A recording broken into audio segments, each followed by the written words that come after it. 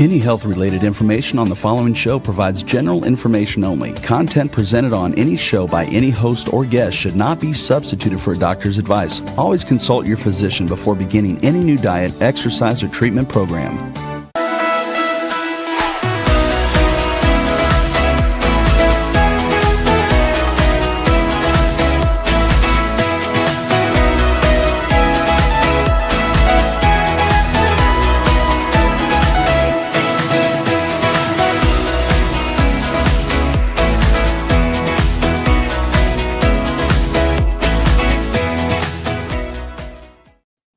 Hello, everyone, and welcome to 5 to Thrive Live. I'm Karolyn Gazella, and I co-host this show with my good friend, Dr. Lise Alschuler. So if you've listened to this show a lot, you know that we love talking about the gut microbiome. On this show, we will specifically be delving into the gut hormone connection with functional medicine expert Dr. Erica Armstrong. Dr. Armstrong is the founder and CEO of Root Functional Medicine. She hosts the podcast Get to the Root, and she is the author of the book, The PCOS Thyroid Connection. But before we dive in, I'd like to thank our sponsors, beginning with Cetria, a patented form of glutathione clinically proven to raise blood glutathione levels. Glutathione is the master antioxidant and the body's primary defense against free radicals. It also helps support respiratory health. For more information, visit cetriaglutathione.com. Also, cognizant acetylcholine, which is nature's way of keeping the brain's energy-producing centers firing on all cylinders. If you're looking for a way to enhance your brain function, including memory, focus, and attention, look for Cognizin on the label or go to cognizin.com for more information. ProThrivers Wellness Brain is a product that contains Cognizin as well as other brain-supporting nutrients and herbs. You can find ProThrivers Wellness Brain online at pureformulas.com. There's also ProThrivers Wellness Sleep, which combines higher dose melatonin and other sleep-supporting natural ingredients specifically designed for thrivers. You can find ProThrivers Wellness Sleep also at pureformulas.com. And Dr. Ohhira's Probiotics, it's a best-selling probiotic for more than 30 years, and it contains 12 probiotic strains that are shelf-stable, so no refrigeration is required because of a unique 3-year fermentation process. It's a very effective probiotic. Learn more at drohhiraprobiotics.com. Dr. Armstrong, welcome to the show, and thank you for joining me today. Thank you for having me. Well, as I mentioned, we talk about the gut microbiome a lot on this show. So why do you feel the gut microbiome has become so central to our health? Yes, I mean, it's because of what it does both inside the gut and outside of the gut, as we'll talk about today in the gut hormone connection. But our bacteria lining and protecting our gut can either help inhibit inflammation from forming and then circulating through our body, or it could contribute to inflammation.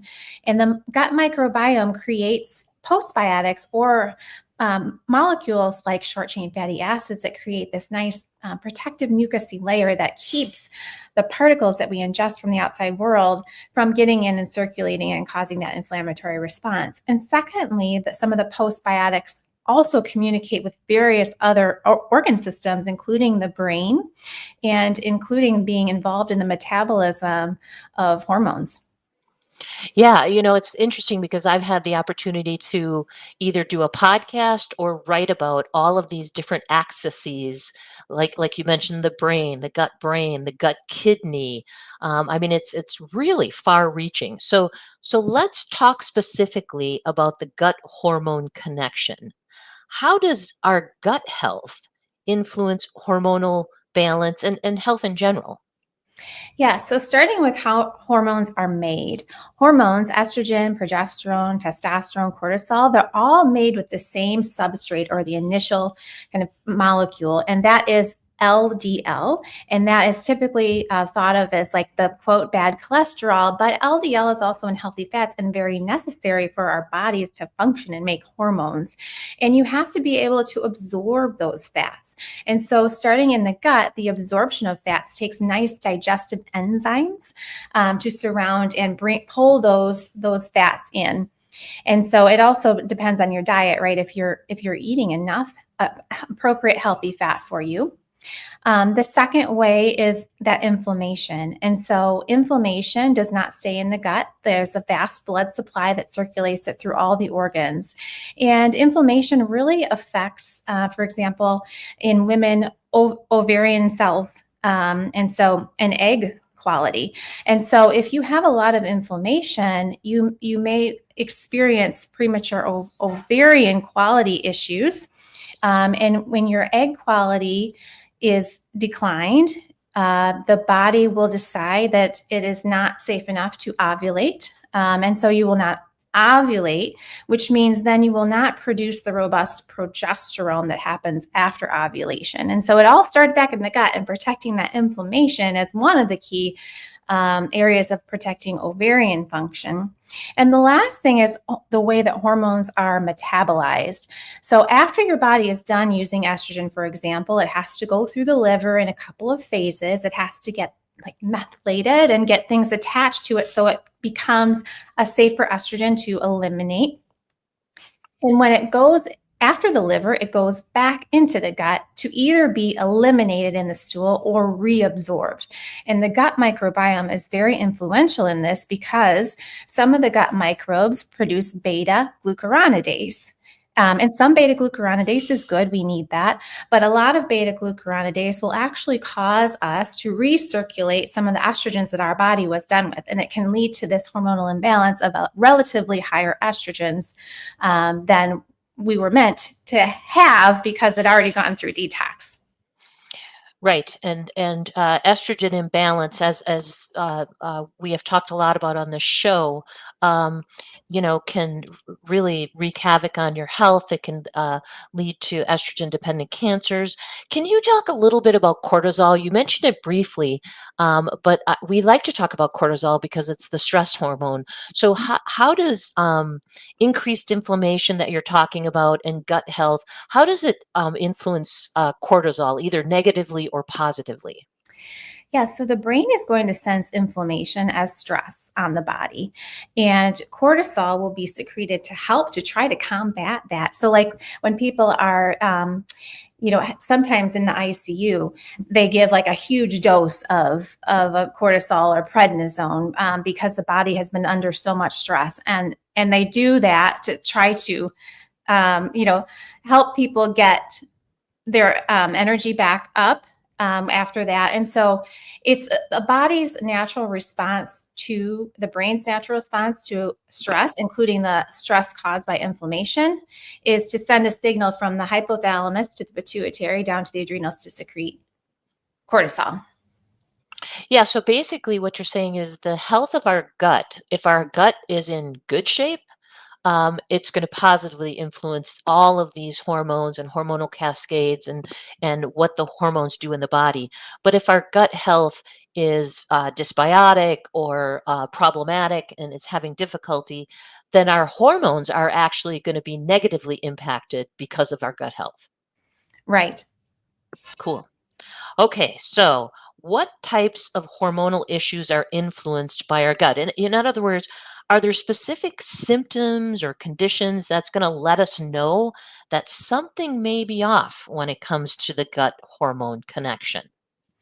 Yes, we treat all kinds of hormonal issues at root, from irregular periods or PCOS, the polycystic ovarian syndrome, to perimenopause and the hormone fluctuations that are happening there, and then menopause. And so the gut is important in all of those phases of hormones and possible imbalances. And hormone imbalance symptoms can be really vague. So it can be hard to pinpoint, hey, that I feel like that's a hormonal imbalance. I mean, some of them are more telltale, like especially if you start missing periods or your periods space out or become too short. That is often more clearly indicated there's a hormonal imbalance. But other symptoms like brain fog and fatigue, forgetfulness, kind of word finding issues, or even like joint pains, anxiety, depression, all of these kind of symptoms can be associated with a hormone imbalance. Interesting, because you've just mentioned some pretty diverse group of symptoms, anything from anxiety to fatigue to joint pain. So there can be both mental and physical symptoms. Are there tests that can be done to determine if something is out of whack with the gut hormone connection? Yes, and you can test. The best test for hormones probably still is a serum blood draw for the major hormones like estradiol, progesterone, FSH, LSH, testosterone, DHEAS. Sorry, I rambled those off quickly. You can get a good blood level with that. If it's possible, we also recommend trying to do a urine test for hormones where we can see how they're being metabolized. And that actually gives a pretty good clue into that connection. So there's some tests like the Dutch test. We have one on our Root website that's very similar to the Dutch test. It's a dried urine. So you collect samples at 4 points of the day, and you can see how your hormones are fluctuating through the day. And the important thing about the metabolism of hormones is what estrogens can turn into. There's a couple different pathways that they can go down, and some estrogens, but depending on how they're metabolized, are more toxic than others, leading to certain cancer risks. Right. Okay, so let's talk about solutions, starting with our diet. What can be done when the gut hormone connection is not functioning optimally? So you've done the tests, you've looked at the symptoms, and now you've made the conclusion, okay, something's off. Are there things that can be done with the diet to help correct things? Yes, absolutely. And so the number one thing to do is balance your blood sugar. Insulin resistance can be a big driver of hormonal imbalance, and actually, it can affect the gut health and drive some inflammation there too, and vice versa. Some of the gut bacteria can make you more susceptible to insulin resistance. So step one in hormone balance is to balance your blood sugar, and by that I mean eat your meals balanced in protein, healthy fat, and fiber. And we have a way of doing this at Root. We call it the Root plate, where half of the plate is non-starchy veggies, a quarter of the plate is starch, including some of those starchy veggies, and then a quarter of the plate is lean protein, and then 1 to 2 tablespoons of healthy fat, those healthy fats that are important for making hormones and for stabilizing blood sugar. So I would say that's step one. Step two is diet diversity. A lot of people eat healthy, but they eat the same things every day or every week. And so they're not getting that dietary diversity that's so important to get those different types of bacteria growing for a nice, robust diversity in the gut microbiome. And so, go ahead. Can you talk a little bit more about that? Because honestly, I don't think we talk enough about diet diversity, because I think you're right. I think even with myself, I get into, I like to eat Mediterranean, but I get into these habits where I'm eating similar things all the time, and I don't have a lot of diet diversity. So talk to me a little bit about that. Yeah, so different phytonutrients, or the colors in foods, can actually feed different bacteria. For example, Akkermansia, which gets a lot of press.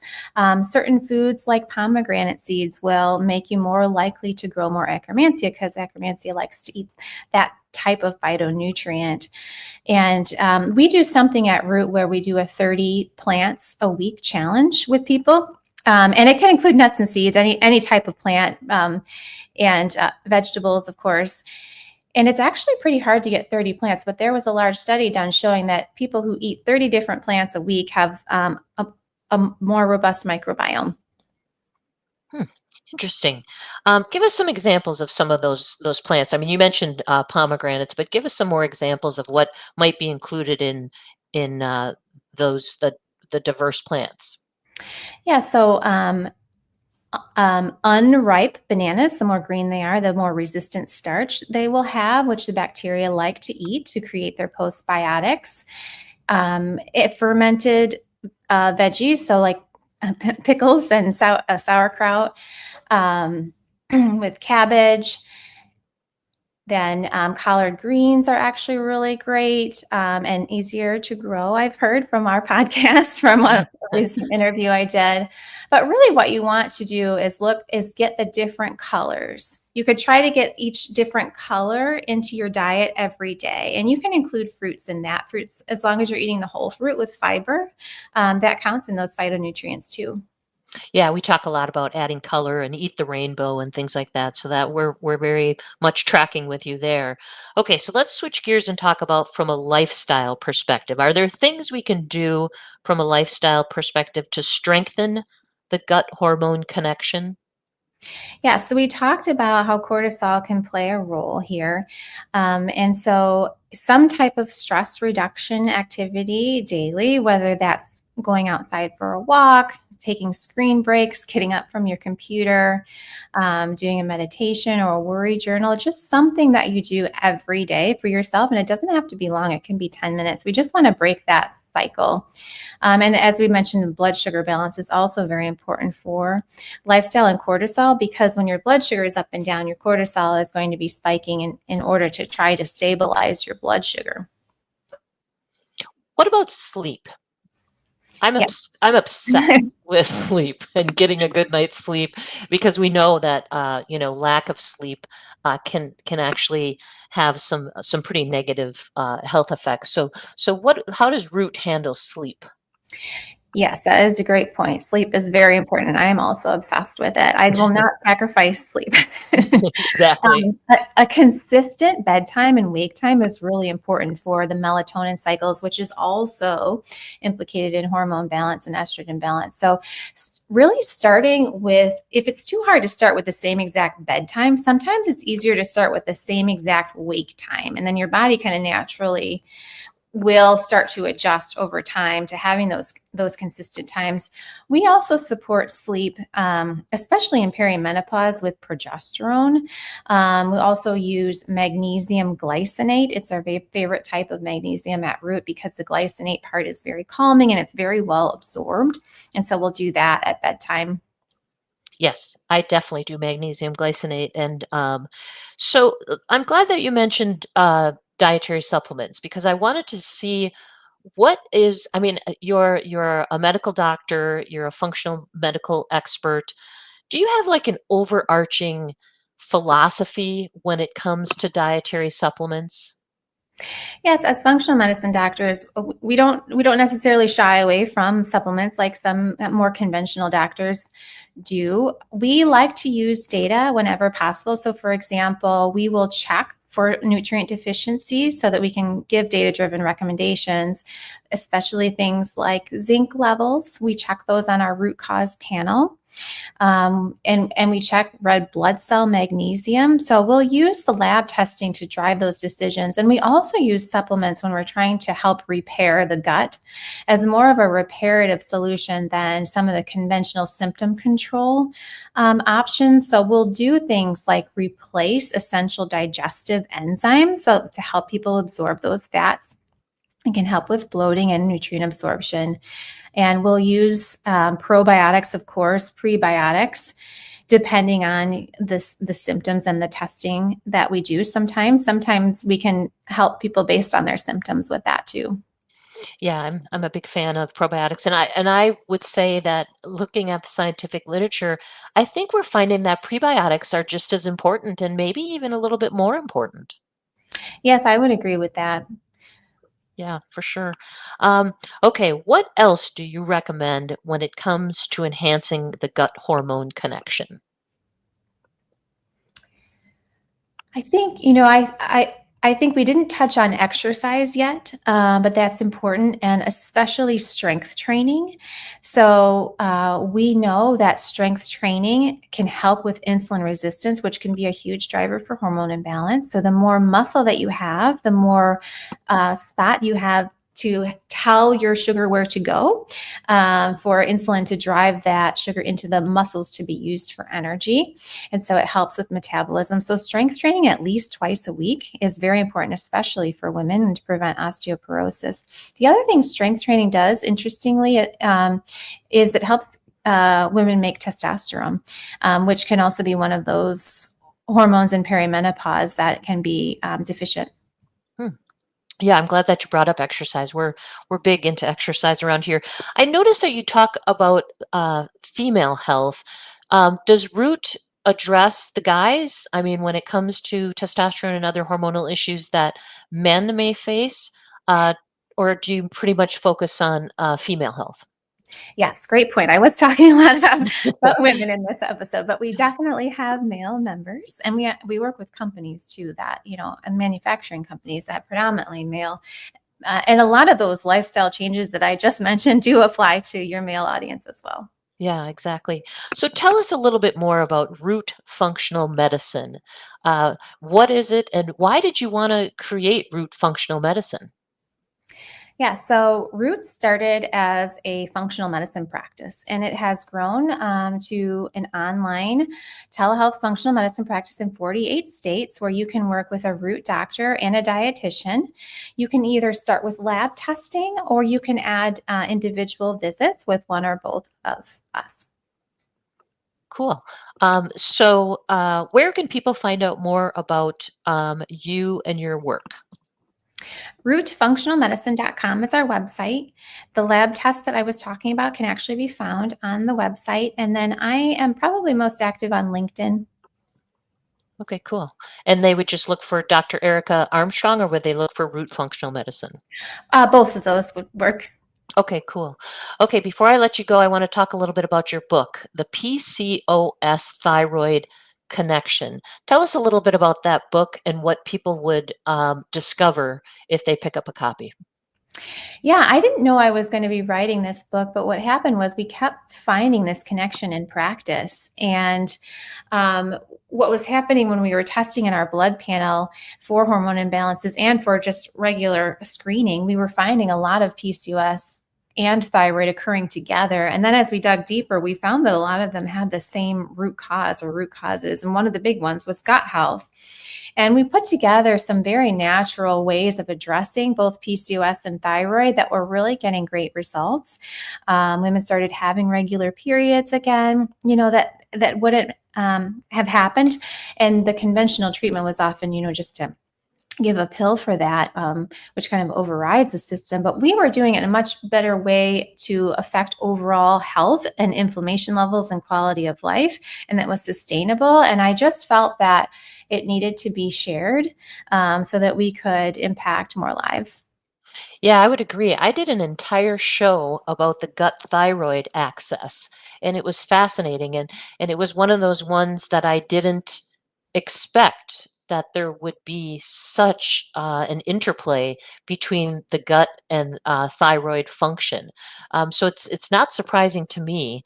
I was a little surprised that PCOS has such a strong thyroid connection. Yeah, and again, it's that inflammation. Sometimes it's inflammation that's driving insulin resistance, which 70% of women with PCOS have insulin resistance on top of it. But at its core, they're both inflammatory conditions. Mhm. Yeah, I know that's the key. Well, I want to have our listeners go to your website, rootfunctionalmedicine.com. It's a wealth of information. It's a great program, and obviously, functional medicine is very effective. And I want to thank you again, Dr. Armstrong, for joining me today. Well, thank you so much for having me.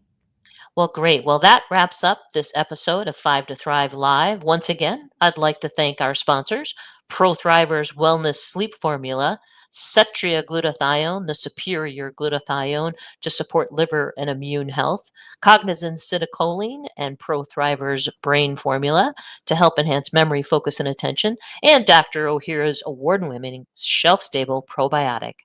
This has been a great show. May you experience joy, laughter, and love. It's time to thrive, everyone. Have a great night.